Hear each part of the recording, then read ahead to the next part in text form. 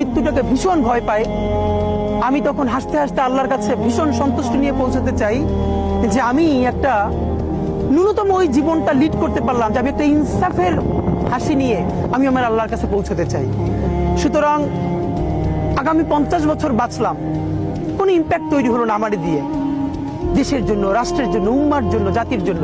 কিন্তু আমি ধরেন 5 বছর বাঁচলাম, সেটার মধ্য দিয়ে যদি আগামী 50 বছরের ইম্প্যাক্ট তৈরি হয়, তাহলে অনেকদিন বেঁচে থাকায় কি সাফল্যের বলেন? শহীদ প্রেসিডেন্ট জিয়াউর রহমান কয়টা দিন বেঁচেছেন, কিন্তু ভাবেন আজকে পর্যন্ত উনি আমার অনুপ্রেরণা। হাঁটতে হাঁটতে আমার পা ফুলে যায়। আমি, আমার টিম সেদিনকে ব্যাগের মধ্যে জুতো নিয়ে তারপরে একটা শপিং মলে ঘুরছিলাম, মানে পা ফুলে গেছে, পা জুতোয় ঢুকাতে পারছিলাম না।